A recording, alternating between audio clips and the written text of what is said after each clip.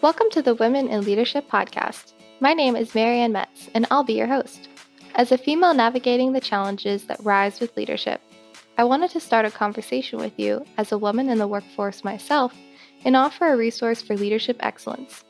This podcast series is sponsored by Ascension Transformation Solutions, your business transformation technology partner. As you tune in to listen, you will meet Debbie Collard and Susan Ireland, our leadership experts who will be answering questions to offer you exclusive insights to help you thrive in your career. Stick around. Hi, and thank you for joining us today on the Women in Leadership podcast series. I would like to welcome Debbie Collard, founder and principal of Debbie Collard Executive Coaching, and Susan Ireland, founder and principal of Susan Ireland Coaching and Consulting, who are partners and co-founders of Season's Leadership Development Program. Welcome, ladies. Hi. Hi, Maryanne. Now, Debbie and Susan, you each had long careers over 30 years in corporate America that resulted in executive leadership. That's pretty unusual for many people, especially women. Can you both tell our listeners a little bit more about you, your career story, and who influenced your journey? Yeah, I'll dive in first with that one, Maryanne. This is Debbie. So what drove me on my career path, I think, is important to start with. And that was, I grew up poor. And I enlisted in the U.S. Air Force at a pretty young age so that I could afford to go to college.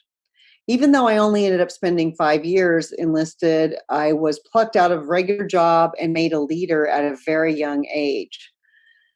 I then went into aerospace in 1985. I got an opportunity to go into there, make a break in that type of organization. And I said, this is awesome. I think I'll spend a couple of years here and then look for the next opportunity.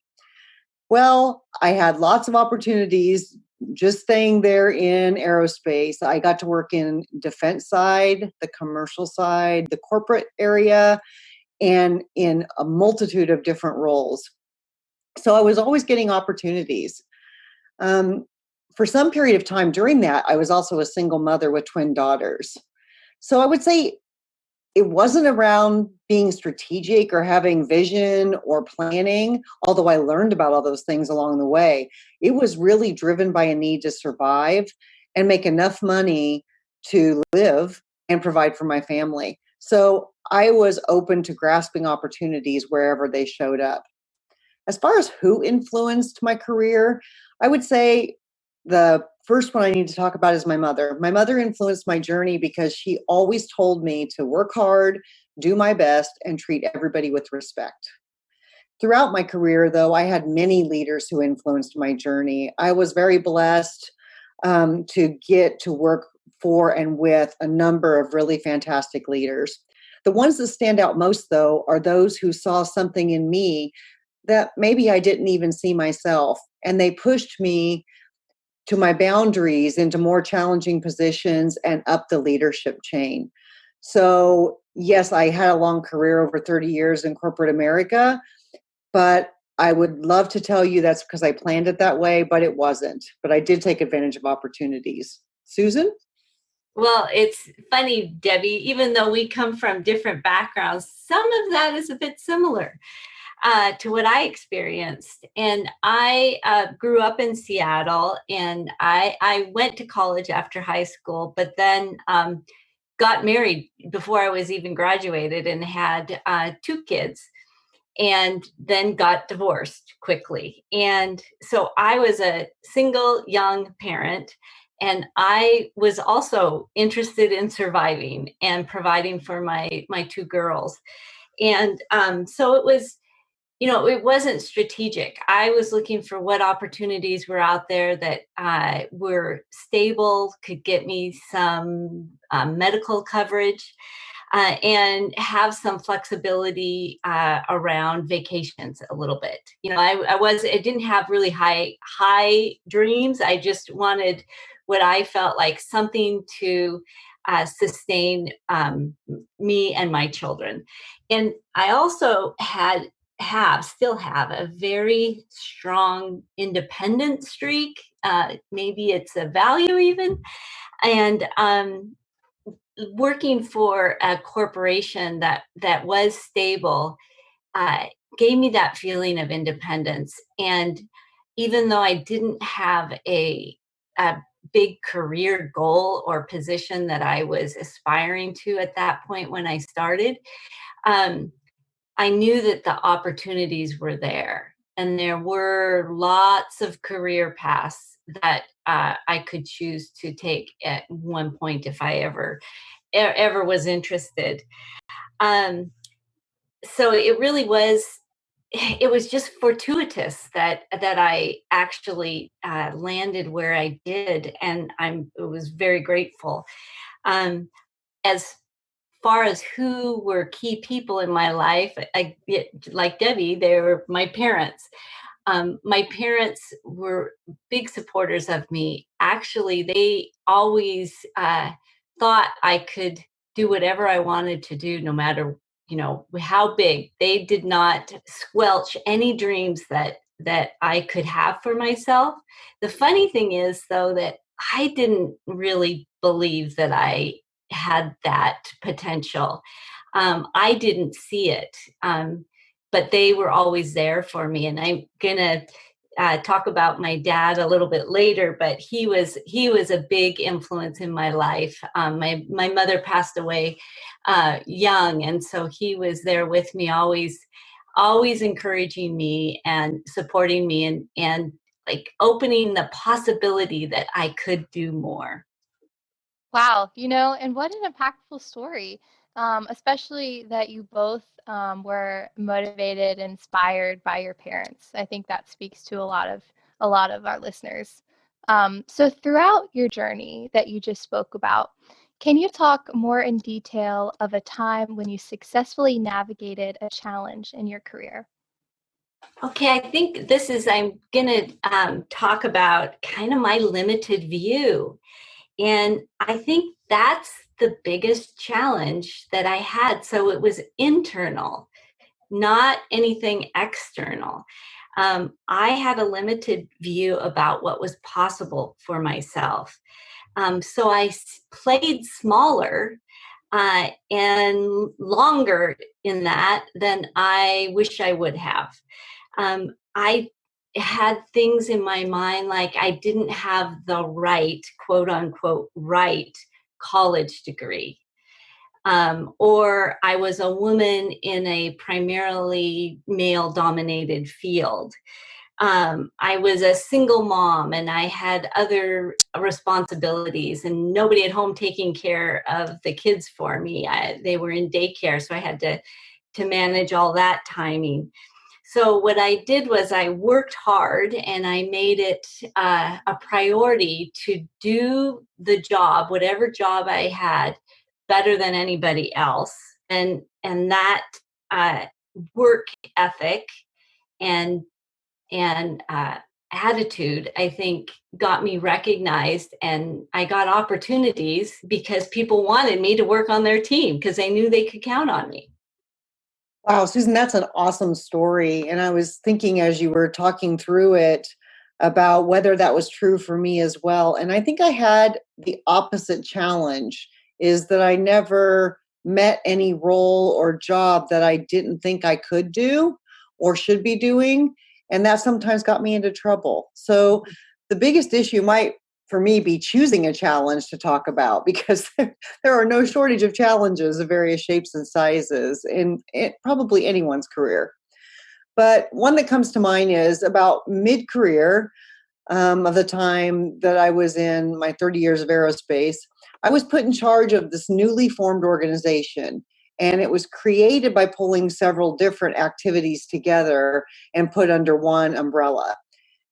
And I was told by the vice president, general manager who ran the organization, the higher level organization, this group is underperforming in every way possible. And it's your job, Debbie, to take it over, evaluate what needs to be done, and execute a plan and turn the performance around. And I said, okay, when is this going to be announced and when are we starting? And he said, you have about 8 hours. Oh, wow. No problem. Yeah, no problem. So that one did give me a pause, and I'm like, oof. So I pulled the leaders of the various groups together and spent time asking them questions and listening to their answers.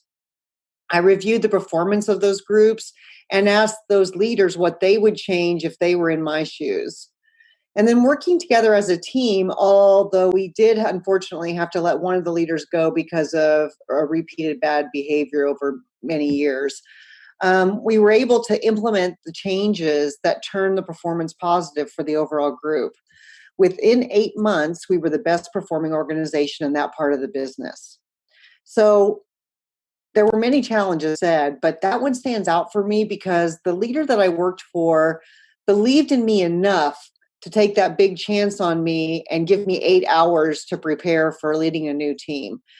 I didn't want to let him down for anything, so there was no way I was going to let that challenge get the best of me. And we ultimately succeeded. So it's a good news story. Happy ending. Great, Debbie. That's fantastic. Wow. Now let's take a few minutes to talk about culture in the workplace. I'm sure you have both experienced many challenges, as you just spoke about, but focused on as being a woman in the workforce. Can you give us an example of a challenge you faced being a female, and any tips you have to share to our listeners about how to successfully navigate a similar situation they might be in? Culture. I love talking about culture. I will say, unlike the previous question, I don't feel like I had too many challenges, particularly by being a woman in the workplace. Even though looking back, I worked in mostly male jobs or areas, there were very few times I was challenged because I was a female. And maybe that has something to do with my outlook in that I can do this job, I can do any job. It's not a problem.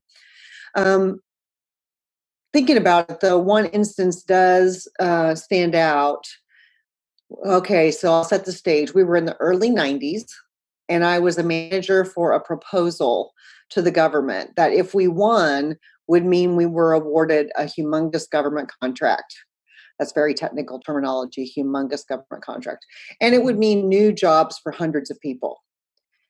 I was working with the vice president program manager, or he would be in that role when we won the contract, and several other senior people who were in charge of various parts of the proposal. So the engineering leader, the finance leader, et cetera. I didn't start out as the proposal manager on this proposal, and I only had a bit of proposal management experience under my belt at the time. But I was put in the position when the very experienced proposal manager who had originally been assigned suffered a serious heart attack. So he was out of commission, and they said, well, you're the deputy. We're going to put you in charge of this proposal. So the challenge occurred in that scenario like this. So we're in a meeting of the proposal leadership team. By the way, I was the only woman on that team or in the room. At one point in the meeting, the vice president program manager said, Debbie, go make some copies of this document for everyone. And I said, okay, I'll make sure they get it. And I'll do it after the meeting. And he looked at me and said, do it now, and stared at me without continuing the meeting.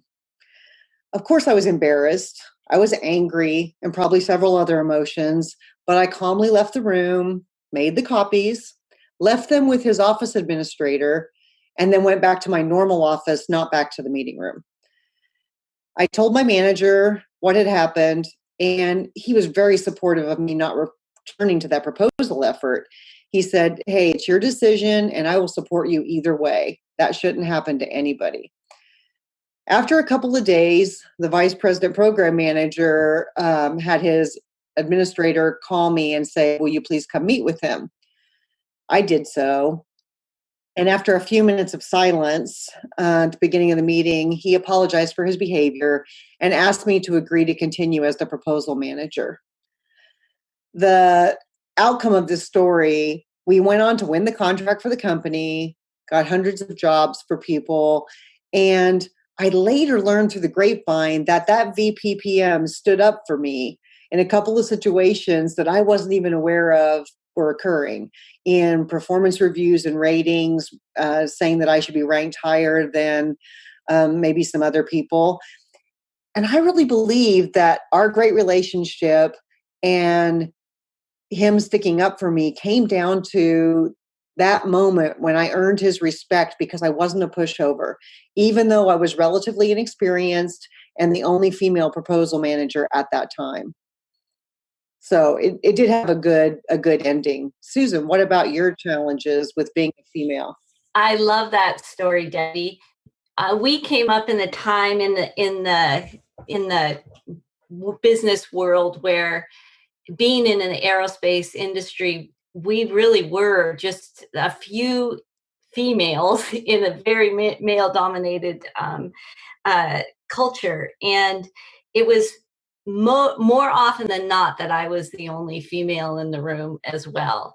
And like you, I really didn't experience overt challenges, but they're there, even if it's unconscious. But I really was supported and promoted by a lot of great men. So I just want to say that because it's I want to recognize that is my success really is built upon men and women in the past. But I do have one story, and it's kind of funny, and it's also kind of cringeworthy as well. And it's when it was for my first few years working, and I got an award, and it was an Employee of the Month award. And I was like so surprised and honored to have this, that my work was recognized. And there was about 12 people that were honored each month, and we got to go out to a big fancy dinner and invite a guest. And I was the only woman that was being honored. There was 11 other men, and your manager came, and then your guest came. It was a really fancy thing. And I invited my father. And so part of the dinner was, mingling and talking to everybody. And then they gave you a little plaque at the end. And so the vice president at that time of my division would give the plaques. And so he went around and had the person being honored stand up and said a little bit about what they did and saying, thank you for your contribution. And that was it. And so I was last when we got up there. So I stood up, and I was so proud of myself. I was so happy and to be honored, because I thought I've really done a great job, and I'm being recognized. And what the vice president said to me was, it's so nice having such a lovely young lady working for us. And that was it. And I was like, oh, I didn't even know what to say. And I sat down, and my dad leaned over to me and said, you might want to look for a new job. So I was happy that my dad recognized, this, and my manager later said something to me as well. And I think it's just a reflection of the time, maybe.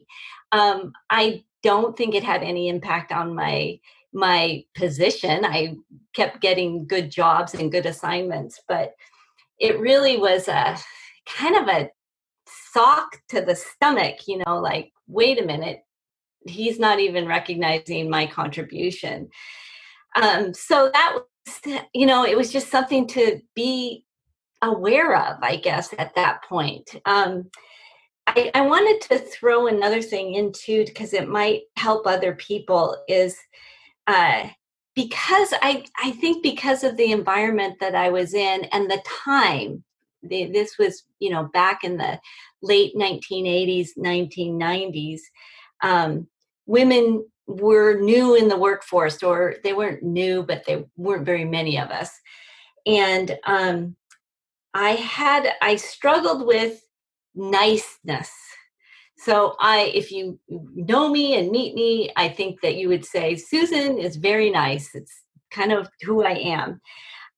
But I would get feedback in my performance reviews, like, you're too nice, be more aggressive. Or then I would get feedback, don't be so aggressive, be nicer. It was inconsistent all over the map, depending who my boss was at the time or what project I was working on. And I don't think anybody was trying to be difficult about it or trying to give me a bad time. They were really trying to help me. But the problem was, because I wasn't solid in my own self, I felt like I was performing. So don't be nice, be nicer, be more professional, be this, be that. It wasn't until later in my career, after I got a coach, that I started settling into being comfortable with my authentic self. So I wasn't performing anymore. I was just being myself. And then actually, when I got to that point, my career took off. It sounds like having support from others is really key to overcoming gender-specific challenges. And I think we'd all agree when I encourage our listeners to just surround yourself around people who will support you and encourage you throughout any situations that arise in corporate situations. Absolutely. Absolutely. And it's more than corporate situations. It's any situation. Having people support you in your career and life, and having people to talk to is paramount. Yes, absolutely. So, moving on a little bit, I'm curious to learn, as I'm sure our listeners are as well, at what point did you see yourself as a true leader? All right, I've got a story about this, and it's a little bit tangential to work, but it really changed my mindset. It was at the beginning of my career. I was in the middle of a divorce, and it was a messy divorce, and I had the two kids, like I had said before, and I was working, and so I was juggling a lot of balls, and I wasn't feeling like I had it all together. I was grateful that I had my job, but it was stressful and emotional, and as anyone who's been through a divorce might agree. But I was just doing the best I can, and I was picking up my kids. They were with my father for like over the weekend, and I was picking them up, and a neighbor, came out to talk to me, and I had known her, but not very well. And she has 4 kids with her husband, and she came out to say hi, and she let me know that she said, "I wanted to let you know I'm getting a divorce." And I said, "Oh my gosh, I'm so sorry."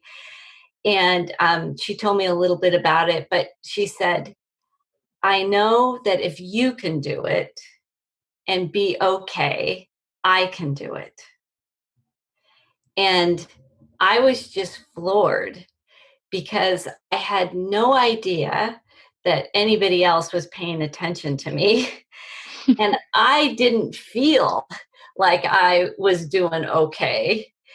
And though it came to me that, oh, wait a second, a leader, I'm a leader just by being myself. And a leader doesn't necessarily have it all together all the time, nor do they know all the answers, but they just do the best they can and pull on the resources that are needed. And it was like an aha to me, because up until that time, I had this idea that the people above me positionally at work kind of had it all together and knew all the answers. And this insight gave me like, oh, they're just people too. And they're just maybe thinking more strategically, have different tools, have greater networks. And it actually, that comment that woman gave changed my view about myself. That was bigger than just my personal, but my career and everything. And it really changed my view on my position as a leader. Wow, that's such a fantastic story, Susan. Um, I first of all, Maryanne, this is a great question. At what point we started to see ourselves as leaders, and took a lot of thought, because I would say about 11 years into the 2 years I planned to spend in aerospace, I was asked to take over running a special assignment team. And I was surprised and shocked to be asked. Because even though I'd had several assignments or jobs, including in the Air Force, that probably anyone watching would have said were leadership roles, I didn't feel that way. I felt like an individual contributor, that everything was riding on my shoulders and I had to get out there and perform. I didn't feel like a leader. So here I was sitting in front of that special assignment team, many of whom were higher level than I was. That's another key theme in my career. And they were all looking to me for the direction and the answers. And like Susan says, I didn't have all the answers. And I was very nervous about that. But it turns out that I was about a third of the way through my career in aerospace that I first felt this weight and responsibility of setting a course and inspiring others to follow me on that course. So it was the first time I really felt like a leader. Although I would say that, like Susan's story, there were probably others out there who already saw me as a leader. But I didn't start feeling it myself until that point. And that's so true because everybody has a story to tell. And Debbie and Susan, your stories hold value. And somebody can always use your story and your unique situations as guidance and as hope to know that the situation they're in is going to be okay because they have somebody who they can look up to as an example of a leader. Right. Well, and the other thing I want to add is that being a leader is not a position. Everybody is a leader at different points in their lives with their family or their friends in their community. Being a leader is more of a state of mind than a position. What do you think, Debbie? I agree with you 100%, Susan. And I think a key learning for me throughout that career was about being a leader. And they come in all shapes and sizes and areas of responsibility. And you can be a leader in kindergarten. You can be a leader when you are a vice president. It doesn't matter. It's everything that you show up in. You've got the capability to be a leader and to step up into that role. But it is internal. It is a state of mind, as you said. Yes, absolutely. And staying on a similar topic, if you had to choose one thing that was absolutely pivotal to your career success that placed you where you are today, what would it be? This one's easy for me, Maryanne. I didn't even have to think about it. This one was It was pivotal to my career success of being willing to take on the job that nobody else wanted to do, and being willing to work for and with anyone for some period of time. So, and what I mean by that is I didn't presuppose, ooh, I don't want that job because nobody else wanted to do it. So what's wrong with it? I don't want it either. And I didn't presuppose that if I'd heard certain things about someone I had to work for or with, that was going to be true. I just went into it and did it. Now, that doesn't mean that sometimes it didn't work, because it didn't sometimes. And I ended up having to leave the role because I wasn't really happy there, or it wasn't my cup of tea, right? It wasn't the thing I like doing. But pivotal to success was that I was the person they knew that they could give it to, and that I would do it to the best of my ability. And that I would, just like my mother told me early on and often, treat everybody with respect so I could work with or for anybody. I think we have that in common where I agree, just take those jobs, and the uglier the job, actually, the better, because the only place to go is up, right? You can make an immediate impact, and working hard. So that resonates with me. The other thing, in addition to that, is networking. And I think early in my career, that kind of had a bad taste in my mouth because I felt like that was kind of manipulative or something. But actually, networking to me is I got to learn. It was more natural for me because I make friends and I make connections and I'm curious about people.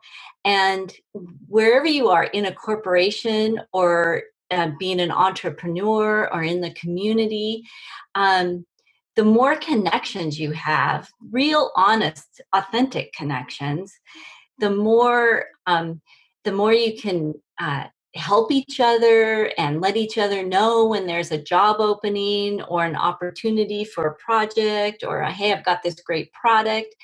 And over time, it's so amazing how I learned about new opportunities, or I could help somebody else. It was just, I think it's like the magic thing, because we live with other people, and so why not, enjoy them, have fun with them, help them out. It's rewarding, as well as it opened up new doors for me. Yeah, and I think a lesson here seems to be for our listeners to not be afraid to take on new challenges or talk to somebody they don't know so that they're able to learn how to remain bold in the face of a new environment or a new challenge. Yes.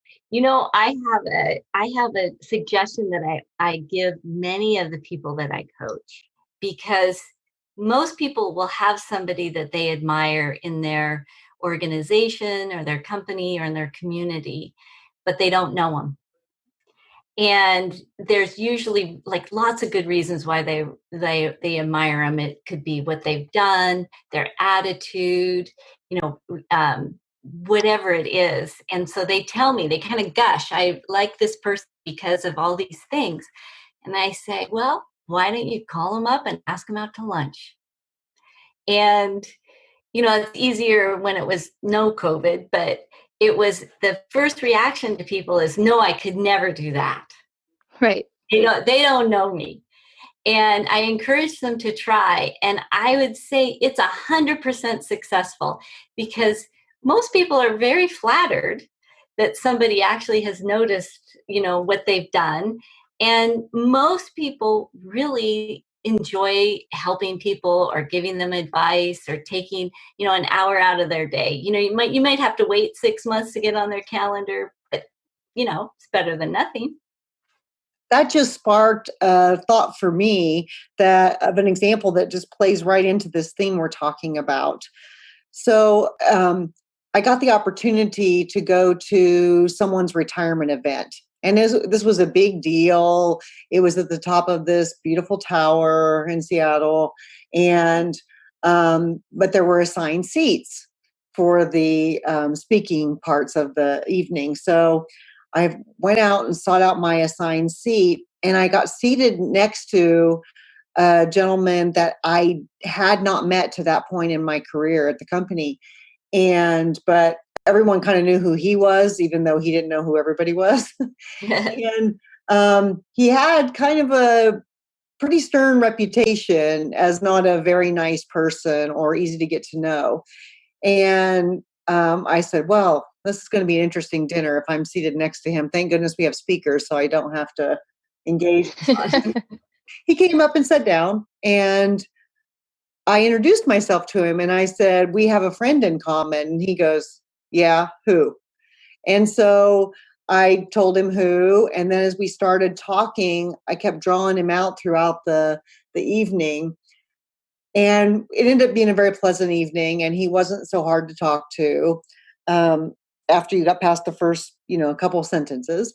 But fast forward a year later, they had a job opening, and I was an executive by this point. And the way executives get placed is you're either requested, or management gets together, upper management, and decides this the next opportunity they need to give you. And so he needed someone who had my skills, and they had brought him a list of people to consider. And he says, no, I want Debbie Collard for that job. And they were scrambling going, wait, what? Debbie Collard? How did this come out of the thin blue? He goes, I spoke with her one evening and I am really impressed. And so I want to hire her for the job. And I got the job. So what Susan says about networking combined with the being willing to put yourself out there, it really does work. Yeah. Wow. And you never know how. That's right. You never know who you know until you know them. That's right. Now, let's switch gears a little bit. I'm curious to learn, as I'm sure our listeners are as well, what motivated you to become executive coaches? Well, I kind of alluded to it a little bit along the way, but when I got my master's degree in management while I was working. And so I did it, nights and weekends kind of a thing. But there was a class that was coaching, and I had never even heard about it before. And this was maybe about 20 years ago now. And so I took the class and I loved it. And I just couldn't believe that there was something like this. And so I got a coach at that time, and which helped me think through some of these things that we've talked about today. And it just crystallized for me. And it helped me on my trajectory in my career. I got more focused. I knew more the direction I was looking for. And I started realizing that, wow, not only can I do more now with my own career and what I want for my life, but this is a way I can support others so they can accelerate their growth to what they want. And so I started my coaching journey after that, when I went to get my certification, and I worked slowly on that. And then after I retired, I went into it full bore. But really, it is, I really get excited to support others in discovering and moving quickly on what they want. There's so much to do in this world, and there's so much good to do that I like to be a part of that. It's interesting because we have very similar stories in this regard, although I didn't pursue becoming a coach until after I had retired from my aerospace job. But during that job, I got the opportunity to work with an executive coach. And through that work, I discovered that I was always happiest when helping other people achieve their goals. So similar to what Susan said about helping people accelerate their growth. And I'd also coached, and I'm putting that in air quotes, even though you can't see me, many leaders, including senior executives throughout my career, although I wouldn't have known to call it that at the time, and I had never been formally trained as a coach. I was mostly following my intuition and my desire to help them succeed. Then working with a professional coach, executive coach, I defined my purpose as making a positive difference in the world. And I think we would all agree that the world can always use better leaders who continue to grow and learn throughout their lifetimes. And I said, that's something I think I'd really like to do and focus on. So after I had retired from corporate life, I went and got my training at the Institute for Professional Excellence in Coaching. And I got my ICF certification and set up a business as an executive and leadership coach. I thought, why not use all this experience that I have and my desire and purpose of making a positive difference to help other people succeed? And so that's how it happened. Wow. And, in the short time I've known you both, I kind of consider you my own personal executive coaches, and I get excited every chance we get to chat because I know I'm going to gain a golden nugget of value that will push me to be a better leader in my own life. So thank you for your friendship. Well, Great. thank you, Maryanne. It's good to hear that because that is our intent, of course, to make a difference for everybody that we interact with. So it's good to know it's working. So, on the topic of executive coaching, can you tell us about the Seasons Leadership Development Program you both founded in 2019 and how it was started? Yes, absolutely. We're both very excited to talk about this at any point in time. So I'll start us off, then ask Susan to jump in. But after I became a certified professional coach and I posted that status on social media, out of the blue one day I got contacted by Susan. And she said, "Hey, it's great to hear from you. I didn't realize you were a coach. I'm a coach too." And we had previously worked together at Boeing towards the end of our respective careers there, and we really enjoyed working with each other. So when we connected, she said, we should find a way to work together again. So we started a conversation about that. What would that look like? How might we accomplish it?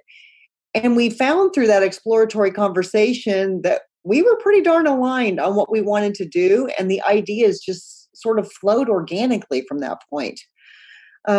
Speaking of organically, we got into a discussion about wouldn't it be cool if we could create this around the different seasons of nature and align the seasons of leadership somehow? And we kept building and building on that and coming back to it. But our conversation went so darn well that we developed the idea, worked out the details, and successfully launched in less than 6 months. And I'm going to let Susan jump in here with her version of the story and a little bit more about it. Yeah, that is, well, it's so fun hearing you talk about that again, Debbie, because it was exciting and fun and kind of unexpected. When I saw Debbie's post that she was a coach, I thought, oh, isn't that perfect for her? And so I wanted to, congratulate her. And then as we started talking, we have such similar business backgrounds. So we already kind of think the same way. We're process focused, and we really think having a mission, vision, and values based business is important, and not only important but like fundamental starting place. And so as we started talking about this, it started to snowball, and it was fun and challenging, and it was exciting to do. And I think there's also a little bit about both Debbie and I. It's like if somebody says we can't do something, we kind of are challenged and want to make it happen.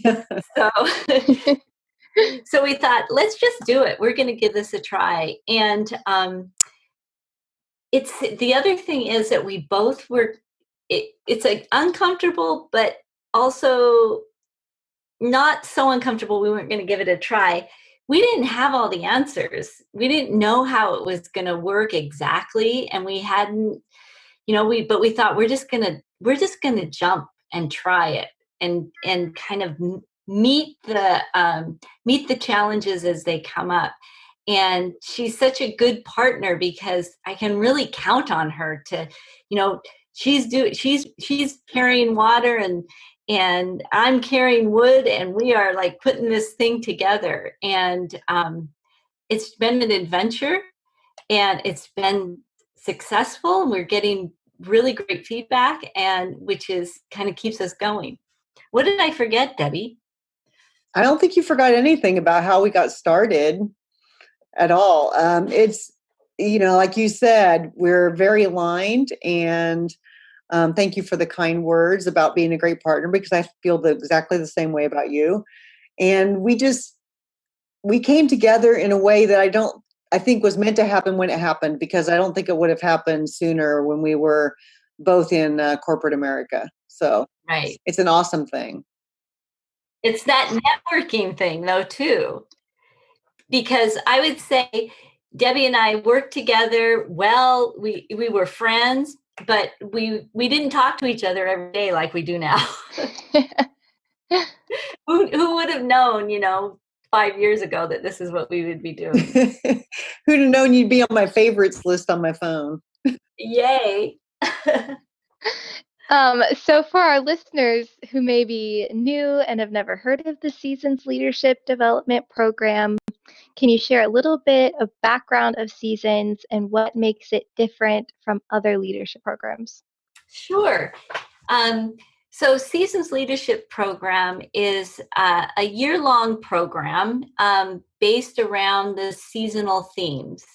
And so we have start in the winter, spring, summer, fall. And we chose that because there's a natural arc. You know, we are so as tied to the seasons as human beings and in the environment that there's a growth of like when an idea or concept is, you know, germinating in the ground during winter, and then you've got starts to bloom, and you've got some ideas coming, and there's, you know, lots of opportunities, and, you know, it's just flourishing. And then in the summer you start harvesting those things and or weeding out things that don't work. So and then in the fall, oh, excuse me, I said that wrong.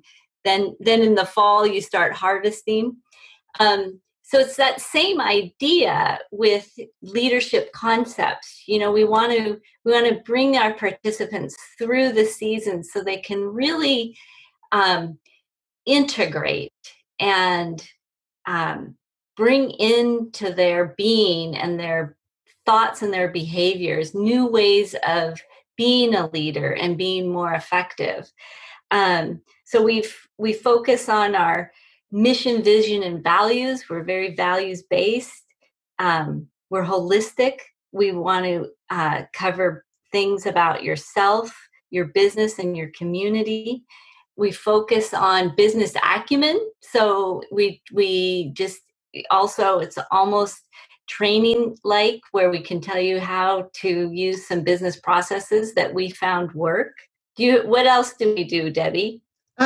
Yeah, I would add just a few things to what you said. And going back to that theme that's seasonal about the 4 seasons of nature. So we gave a theme to each of those to make the leadership training fit in with a season of nature. So for example, spring is about awakening. So awaken is the theme. Summer is cultivate, where you're cultivating all that knowledge you have. Fall is integrate. So how do you take those things you've learned and integrate them together to better serve you? And then winter is transformation. You know, and when the world's under a blanket of snow, in the winter, you're transforming, and then you'll reawaken in the spring as your new self. And it's a continuous cycle. So while each season of learning is designed to stand alone, it's even more powerful when you put them all together and have all the seasons, one leading into the other, so that they build on each other. Susan, you brought up about that it's focused on in 4 aspects of self, others, business, and community. But another thing that makes us different is that we have a very flexible and responsive framework. So while we have this framework that we've described for how the learning is done, we are able, because we incorporated our learnings over decades of corporate life and training that we went through, we've got a ready list of things that we can pull out of the hat as needed. So for example, we had just had our spring session this year when the lockdown happened with COVID. And a number of the people in our program in this year are business owners. And they were asking us, can you please help us with what to do? We don't know what's going to happen. We don't know how to deal with this with our businesses. And what was so amazing to me was how the community of our current cohort of participants came together to help each other.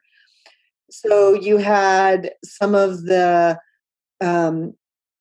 younger generation in there giving out of the box ideas to people who had been in business for decades. And you had the people who'd been in business for decades bolstering up the people, you know, this is going to pass. We're going to get through this. They really just jumped in and supported each other.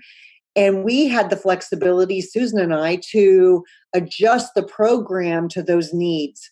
So when they were saying, we don't really know what to do about what's going on, we don't have all the facts, we were able to get a physician in to talk to us about what they were hearing and what the current details were. When they said, we don't know what to do about planning for the business in this regard.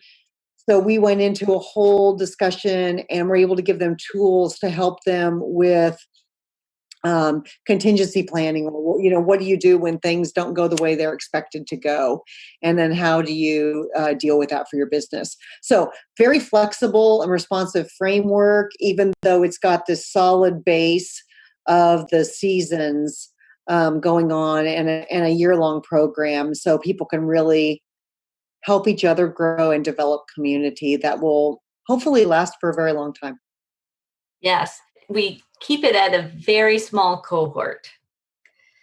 So we find that is better, especially when we're online, to create that community. Yeah, definitely. That's a good point, Susan. A small group setting, so people feel safe right from the start, being their authentic selves and bringing them their whole selves to the training, so it can be a great learning experience for them. Season's leadership program sounds like an amazing opportunity. So if you're listening and a female, you should go sign up to participate to learn more and gain wisdom on how to shape your future to be more successful. Thank you both so much for sharing your stories today. And as we come to the close of our first episode, what would you say was a defining moment in your career as our last nugget of inspiration? Okay, no pressure though, right, Maryanne, about a nugget of No pressure. inspiration. So mine was this defining moment. I was just back from maternity leave. I had twin daughters. The company was required to give me an equivalent role to what I had had when I went on leave when I returned. Well, they didn't have anything available because of the way the timing worked out. But what they did have was a responsibility to name and send a representative from the group to this corporate mandated training on the Malcolm Baldrige National Quality Award criteria. And that was going to be the company's assessment and continuous improvement approach across the whole organization. And this was the McDonnell Douglas Corporation at that time. So I found myself in an orientation and training class, and I was the lowest ranking person in the room. I was a non-manager. Everybody else in there was at least a manager level, if not a director or VP. And I was thinking, what the heck am I doing in this room? I even went up to the person leading the training and said, are you sure I'm supposed to be here? Because I think I'm in the wrong room.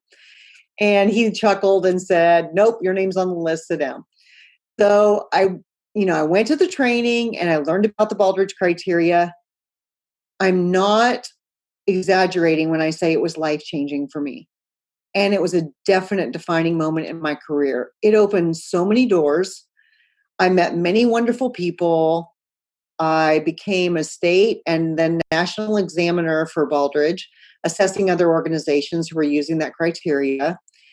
And I co-authored a book, and I even became the first female chair of the Baldrige National Quality Foundation in its 30 plus years of existence. So once again, what served me well was being able to and willing to take the jobs nobody else wanted. And so when they sent me to that training, they didn't know what they were doing for me. They were giving me this amazing gift that has kept on giving to this day for me. So coming back from maternity leave and going to that training was the defining moment in my career. Wow. Well, mine was a little bit different, and it was in 2007. The company sent me to an international executive program in France at INSEAD University, which was an amazing opportunity. And it was kind of like a little MBA in a 6-week time frame. And it was the reason why it was a defining moment for me is because I went over there and there was 2 Americans in the class and the rest were from all over the world.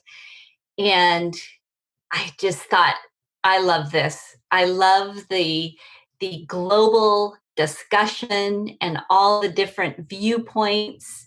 And I thought, I need to work globally. And so I was in a corporation that already worked globally. So I started focusing, more on that. Even though I was already there, I really embraced it. And then afterwards, so after I retired and went into coaching, this is my goal, is to like keep moving and working globally. And I have that opportunity. And it was that experience that like opened the window for me that this is really what ignited my passion. And just a footnote on that, we got the opportunity because of COVID, so something positive did come out of it, that we went all online with Seasons Leadership Program, and we already have a commitment for next year internationally. So we're an international program now. Woohoo! There we go. Yeah. This has been so great. Thank you both again for taking the time to share your stories and inspirational values with us today. Please tune in next time for our second episode, where we will talk about Debbie and Susan's opinions about personal branding and self-reflection. Thank you so much, ladies. Thank you, Maryanne. Thank you. Thanks for joining me today on the Women in Leadership podcast series. If you loved our podcast, we encourage you to sign up for the Seasons Leadership Coaching Program, a year-long leadership program for women designed to support your growth and success as a professional. The program was created to help motivate female leaders and further their self-awareness to live into their potential while making a difference. For more information or to register yourself for Seasons Leadership, visit their website at seasonsleadership.com and follow us on Instagram and LinkedIn to stay connected.